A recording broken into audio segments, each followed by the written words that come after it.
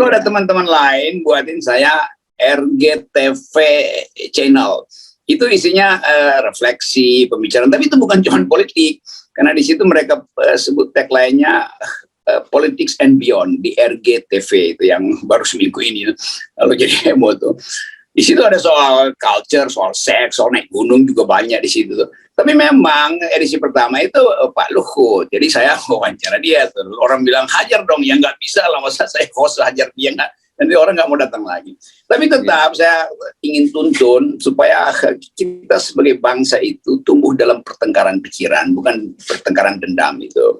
Jadi nggak akan berkurang kritisisme saya dan bahkan bisa berlebih. Karena nanti ada banyak tokoh, semua orang minta Habib Rizik, oh pasti, iya, jangan pilih-pilih kasih. Enggak, itu cuma bikin heboh pertama aja tuh. Dan kita mau lihat bagaimana semua orang bisa bertutur di dalam ketajaman itu. Lain kalau saya diundang debat, ya pasti saya berdebat kan. Tapi kan saya mengundang bukan untuk itu. Saya kira etika pertama itu. Nah di FNN kita bahas setiap hari apapun isunya dalam upaya untuk memberi kritik yang paling radikal tuh. Tapi tetap juga dengan konsep, karena versi saya dan Hersbeno adalah berbicara tentang hard news, tapi dengan soft brain tuh, dengan akal yang teduh, kira-kira begitu. Tapi tetap itu percakapan untuk tukar menukar gagasan, bukan tukar menukar jabatan. Jadi nggak ada bicara tukar sinyal-sinyal jabatan di situ dengan saya. Dan pasti si Gibran tahu bahwa nggak mungkin bicara tentang tukar menukar jabatan dengan Rocky Gerung yang nggak bisa ditahan mulut sinisnya itu, kira-kira begitu. Oke. Tapi saya anggap itu bagus. Ada orang yang datang ke saya dan kebetulan yang datang ke saya adalah anak Presiden Jokowi itu. Ya. Jadi saya titip salam melalui Gibran pada teman-teman di Solo bahwa perbedaan itu tidak harus dipupuk dengan dendam. Perbedaan justru dipupuk dengan argumen, bukan dengan sentimen. Gitu.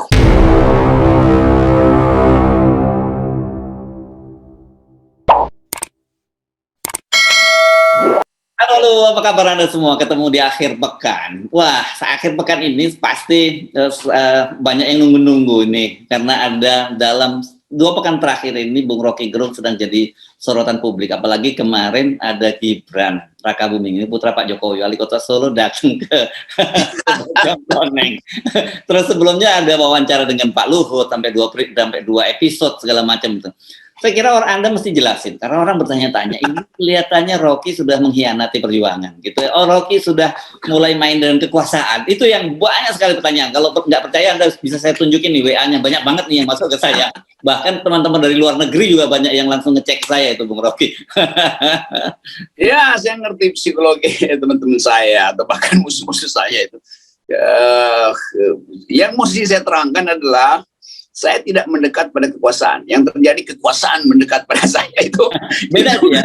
Itu beda banget itu tuh. Okay. Dan kelihatannya memang ada keadaan baru yang mencemaskan bangsa ini. Karena itu tetap wilayah kritisisme kita produksi terus-menerus tuh. Sekarang saya punya 2 channel tuh. Teman-teman di FNN buatin saya channel namanya Rocky Gerung Official tuh. Dan itu tiap hari ngocehnya nggak pernah berhenti. Hard news lah ini ya, yang ini hard news sifatnya ya. Hard news. Lalu ada teman-teman lain buatin saya RGTV channel. Itu isinya refleksi, pembicaraan, tapi itu bukan cuma politik. Karena di situ mereka sebut tagline-nya Politics and Beyond di RGTV itu yang baru seminggu ini. Lalu jadi heboh tuh. Di situ ada soal culture, soal seks, soal naik gunung juga banyak di situ tuh. Tapi memang edisi pertama itu Pak Luhut. Jadi saya wawancara dia tuh. Orang bilang hajar dong, ya nggak bisa lah masa saya host hajar dia nggak. Nanti orang nggak mau datang lagi. Tapi tetap saya ingin tuntun supaya kita sebagai bangsa itu tumbuh dalam pertengkaran pikiran, bukan pertengkaran dendam itu. Jadi nggak akan berkurang kritisisme saya dan bahkan bisa berlebih. Karena nanti ada banyak tokoh, semua orang minta Habib Rizik, oh pasti, iya, jangan pilih-pilih kasih. Enggak, itu cuma bikin heboh pertama aja tuh. Dan kita mau lihat bagaimana semua orang bisa bertutur di dalam ketajaman itu. Lain kalau saya diundang debat, ya pasti saya berdebat kan. Tapi kan saya mengundang bukan untuk itu. Saya kira etika pertama itu. Nah di FNN kita bahas setiap hari apapun isunya dalam upaya untuk memberi kritik yang paling radikal tuh. Tapi tetap juga dengan konsep, karena versi saya dan Hersbeno adalah berbicara tentang hard news, tapi dengan soft brain tuh, dengan akal yang teduh, kira-kira begitu tuh. Ya. Nah, kemarin ya sebelum Anda lanjutkan, jangan lupa ya mesti subscribe dulu ya, ini di sini ya, RGTV ya, yang Anda belum. Jadi ini konsepnya kira-kira kalau orang banyak tanya ini apa bedanya sama Rocky Gerung Official, yang satu ini hard news, daily news gitu ya, yang satu ini magazine lah, kira-kira gitulah konsepnya ya Bung Rocky ya. Ya kira-kira begitu tuh. Dan kalau hard news nggak ada yang edit, yang kita edit di FNN. Kalau di RGTV pasti ada sedikit diedit itu, karena ada yang mungkin peka tuh. Karena itu dia pasti siaran-siaran tunda tuh. Jadi sekali lagi itu dasarnya, jadi tetap ikuti dua channel ini kalau mau yang keras dalam pengertian langsung attack policies, tapi dengan argumen ada di FNN ini sehari 2 kali bahkan. Dan di RGTV itu ya seminggu 2 kali.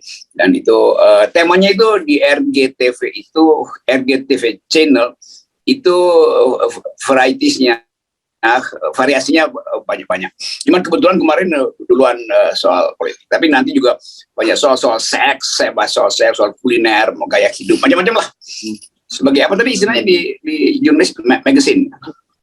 Magazine lah, mingguan mingguan lah gitu ya, mingguan. Jadi magazine yang satu ini hard news, kita daily news, yang satu itu magazine gitu ya. Kira-kira konsepnya begitu lah. Dan jangan lupa itu harus dua-duanya di satu. Jangan itu karena satu tapi ini sudah kembar. Ya sudah kembar. Tapi gini ya, Anda ternyata udah kayak Bjorka juga ya, karena kemarin udah muncul juga channel namanya Rogerisme dan isinya sama dengan RGTV. Ya, buat teman-teman yang tentu tertarik untuk ambil bagian di situ, jangan nyolong semua lah. Tuh kan silakan ambil bagian-bagian, tapi kalau Anda ambil blab-blab lalu Anda ganti judulnya itu seorang produser sendiri itu juga tidak etis. Saya tahu banyak orang yang ngefans, dan FNN juga nggak ketat-ketat amat, demikian juga RGTV itu nggak ketat-ketat amat, tapi ada sedikit etika supaya nanti orang anggap bahwa itu mah nyolong buat nyari duit doang tuh, nggak gitu. Tapi tetap info itu boleh diambil suka-sukanya, tapi dengan etis itu. Kalau nggak nanti digugat juga susah karena nggak ada hukumnya. Tapi juga ini kan produk publik, jadi silahkan tapi dengan etis yang rada-rada tertib lah. Gitu, kayak gitu. Ya, ini intellectual property right, karena bagaimanapun juga teman-teman itu kan juga melakukan production ini, melakukan riset, melakukan post production, ada effortnya gitu. Tapi kalau mau ambil silakan untuk TikTok, untuk short, YouTube short dan sebagainya, saya kira nggak ada problem gitu ya. Apalagi disebar di WhatsApp kan banyak juga disebar di WhatsApp. Jadi itu, saya kira itu istilahnya ada property right, ada intellectual property right, atau kalau minimal conceptual property right yang ada orang riset berjam-jam untuk tahu bagaimana mata hati dan kata hati rakyat. Jadi jangan diabaikan, hormati sedikit orang yang melakukan riset. Kalau kalian cuma asal ambil kan itu artinya mencuri itu. Dan produk jurnalistik itu adalah kerja serius, bukan kalau batu bara kan tinggal digali-gali dari tanah kan udah tinggal diangkut. Tapi menggali ide itu serius. Jadi hormatilah ide di FNN dan di RGTV channel. Gitu. Yes. Oke, Bung Rocky, sekarang kita balik lagi ke tema tadi. Kan tadi baru Anda menjelaskan soal Pak Luhut. Pasti orang paling banyak bertanya soal Gibran. Ini apa ada kaitannya karena kemarin ketemu Pak Luhut, terus tiba-tiba Gibran datang gitu loh. Jadi Gibran datang itu nggak ada, ya sehari sebelumnya atau mungkin setengah hari saya lagi di Sentul, lalu kalangan istana menelpon Gibran pengen berkunjung. Oke, semua di situ berkunjung itu. Anies Baswedan berkunjung, Prabowo berkunjung, macam-macam tuh tokoh-tokoh politik. Kan yang saya bilang ini tempat kita bicara silakan aja berkunjung tuh. Ada yang khusus nggak yang Pak Rocky inginkan? Misalnya sembunyi nggak, terserah aja mau bawa wartawan nggak bawa wartawan, nggak ada soal bagi saya tuh. Lalu datang Gibran wali kota Solo itu, dan ya kita bicara tentang apa sebetulnya yang bisa kita ucapkan pada publik sehingga publik mengerti bahwa Indonesia itu ada dalam kondisi yang tidak baik-baik aja. Jadi saya bilang kalau mau bicara tentang Indonesia yang baik-baik aja bukan di situ tempatnya, di sini tempat orang bicara keadaan Indonesia yang tidak baik dari segi ekonomi, dari segi dari segi politik segala macam. Dan saya beritahu itu terus terang kita ngomong tentang apa yang tidak baik, termasuk Presiden Jokowi itu. Saya tetap bilang bahwa saya tetap jadi pengkritik karena saya ingin agar supaya Indonesia pulih dan investasi panjang sejarah peradaban kita tidak bisa dibatalkan hanya oleh isu-isu 3 periode segala macam. Jadi soal-soal itu. Dan yang saya anggap penting adalah memberi pesan bahwa orang seperti si Gibran atau yang seangkatan dia kan masih panjang usianya tuh, 3 kali pemilu masih ada di situ tuh. Kalau bicara soal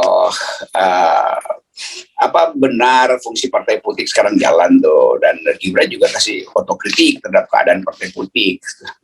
Saya bilang ya, begitu juga PDIP itu kehilangan kader. Jadi hal yang biasa saya bicarakan di FNN di mana-mana itu saya bicarakan dengan si Gibran dengan saudara Gibran. Ya udah terus apa lagi ya? Jadi semua soal kita coba bicarakan tentu dengan keinginan agar supaya ada perubahan bahkan di dalam cara Presiden Jokowi mengambil keputusan. Jadi nggak ada yang saya edit di situ karena Gibran bertamu maka saya bilang oke, saya terima sebagai tamu, tapi dengarkan pikiran saya yang tidak mungkin berubah sebagai pengerti kekuasaan. Dan dia senang karena itu dianggap oke. Lain kali saya bahkan dia bilang mau berguru, saya bilang oke, silakan berguru tapi ada jadwalnya karena banyak juga yang mau berguru. Jadi eksklusif kalau orang anggap bahwa kan anak presiden, enggak. Saya bilang semua orang datang ke sini dan jadwal saya sangat padat. Jadi mungkin kalau nggak bisa berguru di langsung ya silakan ikuti FNN dan RJTV channel. Nah RJTV channel baru dia 2 kali nonton. Kalau FNN tiap hari dia tonton. Katanya malah jadi bahan gosip itu ya Bung Rocky ya kalau FNN ya. Ya kemarin, iya itu. Jadi FNN itu justru yang memancing semua orang untuk bertemu saya. Ya nggak bahwa Rocky Gerung dan Hersubeno itu nggak bisa hidup kalau nggak kritik pemerintah. Saya bilang enggak. Semua orang nggak bisa hidup justru kalau nggak kritik pemerintah tuh kan. Ya.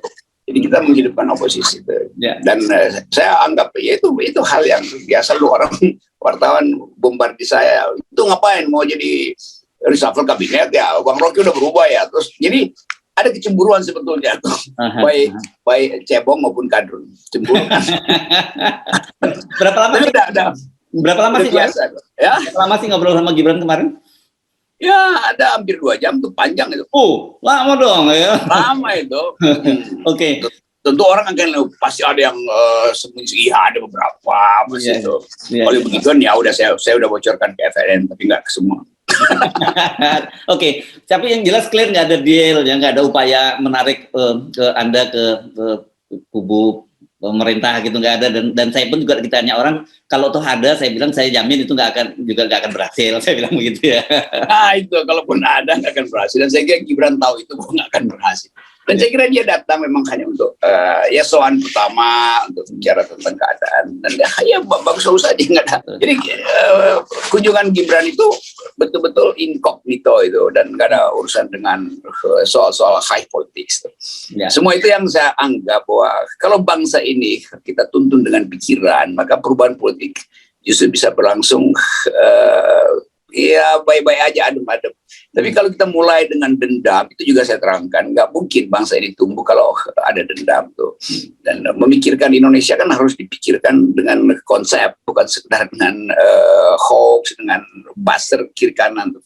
Nah, saya bisa mengerti bahwa banyak buzzer Pak Jokowi yang kesel tuh, atau banyak buzzer yang gaya kemarin tuh ya. Gitu. Ya, itulah.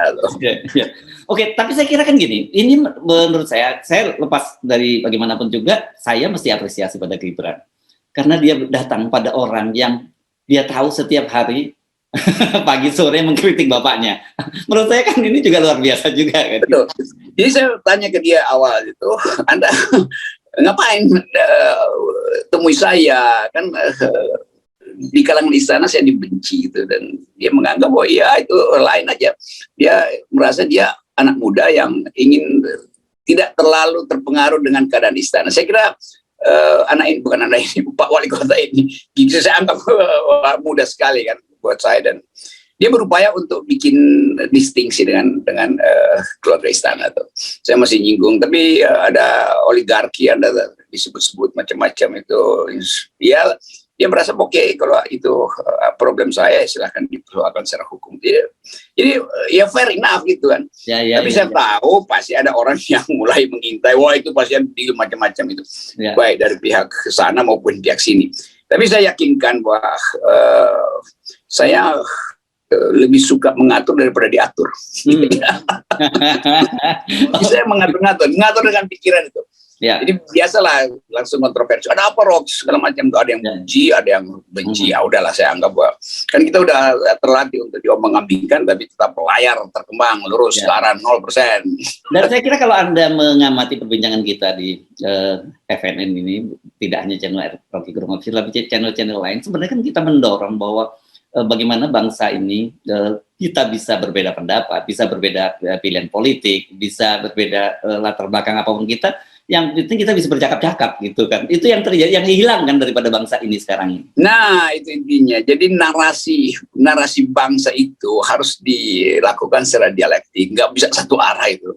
Kita mau tahu pikiran Pak Luhut apa, Bobi, tapi kan Pak Luhut barusan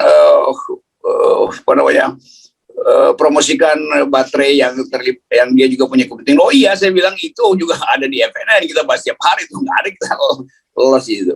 Tapi orang ingin saya menghajar Pak Luhut di RCTI, itu juga absurd dong, masa menghajar. Jadi Pak Luhut juga bisa menghajar balik dengan cara yang sama, lalu berantakan lah. Jadi tetap di FNN saya diuji oleh Hersubunno Arif.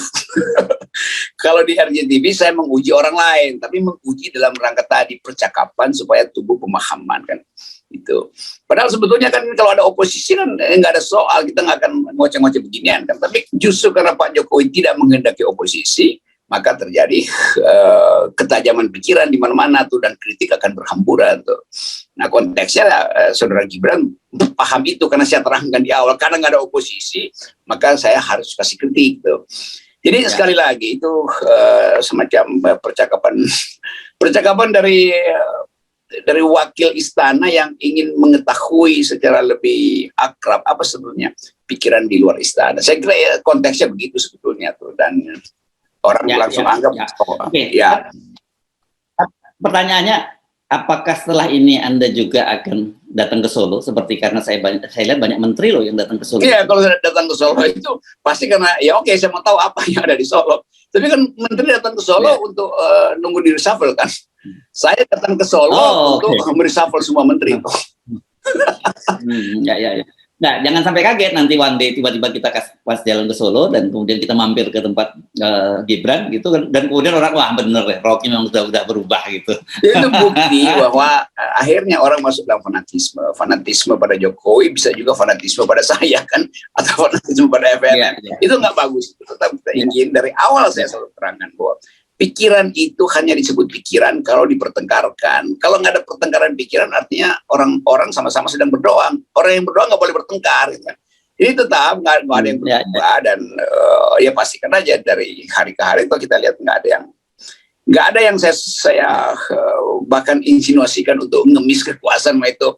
Yang kalau ditawarin banyak pasti, tapi kan saya nggak butuh banyak hal kan. Saya cuma butuh kalimat dan kaki yang kuat untuk naik gunung. Ya, dan itu yang saya jamin, karena banyak sekali pertanyaan pada saya bilang begini, bahwa saya itu kenal Bung Rocky Gerung itu bukan tahun 2 tahun, akhir 80-an kita itu artinya lingkaran pertemanan saya, lingkaran pergaulan saya itu beririsan dengan lingkaran pergaulan jurnalis, kelompok studi pada waktu itu nyatu aja. Ya, artinya ketika kita sebut nama temannya Bung Rocky ini, dia kenal saya atau saya kenal sebenarnya begitu juga kan, sebenarnya gitu. Saya bilang saya bisa garansi sampai sekarang tidak ada itu urusan yang seperti itu, soal Bung Rocky Gerung menggadaikan dia apalagi untuk kepentingan fulus. Saya bilang Bung Rocky selesai. soal begitu udah selesai, saya bilang gitu. Kenapa? Karena dia jomblo, dia nggak banyak kebutuhan seperti kita kan. Ya itu, ya mudah-mudahan paham itu. Tapi kalau nggak paham juga nggak apa-apa. Kan ada waktunya nanti orang mengerti itu apa yang terjadi sebetulnya tuh. Dan tetap kita ingin Indonesia ini ditumbuhkan dengan pikiran, bukan dengan uang. Ya uang mah gampang betul kan, apa namanya, berbohong sedikit, menjilat dikit kan jadi komisaris, itu segala macam itu dengan mudah diperoleh. Tapi kejujuran dalam argumentasi itu terbaca real time. Kalau Anda nggak bisa berargumen, itu artinya ya udah, buat apa kantong Anda dipenuhi tapi pikiran Anda kosong, kan itu sebetulnya. Jadi saya selalu ingin begitu di FNN, karena ada Harus Bono Arif, jadi kita tetap berdialektika tuh. Dan di tempat lain mungkin saya nggak bisa berdialektika begini, karena ada sopan santun lah, ada yang nitip pesan, nggak ada event, nggak ada nitip pesan, ada di amplop. Oke, ternyata itu berkesan sekali rupanya pertemuan Anda dengan Mas Gibran. Wah, jangan bilang ya anak ini lah, walaupun saya muda karena dia wali kota gitu ya, Mas Wali dipanggilnya gitu. Karena saya dikirimin kemarin, saya kan tidak seperti Anda tidak punya Twitter gitu ya, tapi saya dikirimin ternyata foto Anda itu dijadikan profil picture-nya dari Gibran di Twitter. Dan kemudian dia memberikan katanya dia memberikan hadiah untuk 10 orang followernya yang bisa memberikan penilaian yang lucu atas pertemuan Anda dengan Gibran kemarin. Gitu. Oh, itu saya protes, itu nggak boleh. Bahkan nggak saya boleh. Belum dapat kok, kenapa dia mau kasih orang lain tuh? Itu bagian yang unik juga. Saya anggap ini sialan si Gibran nih, dia manfaatin gue nih kalau begitu kan. Kan sebetulnya begitu. Jadi dia dapat, dia menang banyak. kalau tapi saya anggap udah itu keahlian dia dan kecerdikan dia untuk memanfaatkan momentum dan membuat semacam gimmick. Oh, gue kasih hadiah tuh. Gitu. Pinter juga dia kasih hadiah sneakers apa ya? Ya sneakers ya. Nah sneakers itu dipakai buat naik sepeda tuh. Karena hadiahnya bukan sepeda kan. Ya, Pak Jokowi kasih sepeda itu Pak Jokowi. Kalau sepeda Pak Jokowi, kalau si Gibran sneaker. Nanti kita kasih dia hadiah t-shirt yang kemarin saya pakai yang dari mahasiswa itu, Bung Rocky. Nah, itu bagus itu. Pak Wali Kota pada Gibran.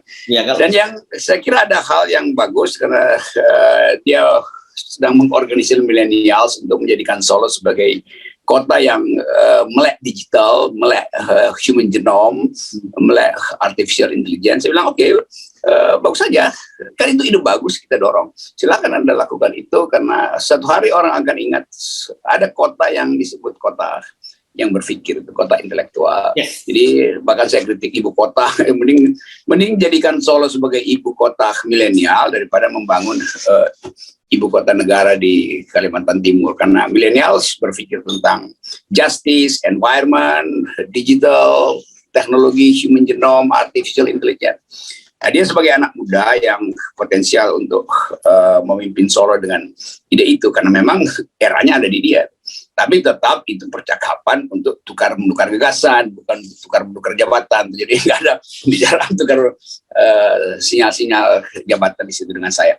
Dan pasti si Gibran tahu bahwa nggak mungkin bicara tentang tukar-menukar jabatan dengan Rocky Gerung yang nggak bisa ditahan mulut sinisnya itu. Kira-kira begitu. Oke. Tapi saya anggap itu bagus. Ada orang yang datang ke saya, dan kebetulan yang datang ke saya adalah anak Presiden Jokowi itu.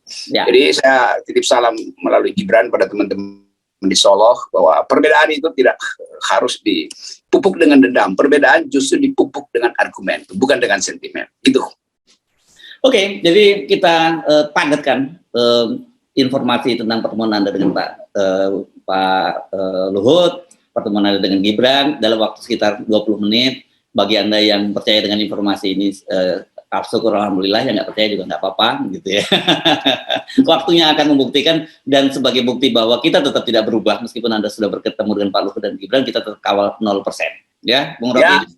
Ya. Ikuti terus Rocky Gerung Official FNN dan RGTV Channel. Saya belum apa. Ini di sini. Di situ semua. Di sini Anda bisa lihat ini. Oke. Tampilkan lagi ini di sini RGTV-nya. Anda silakan subscribe di situ ya.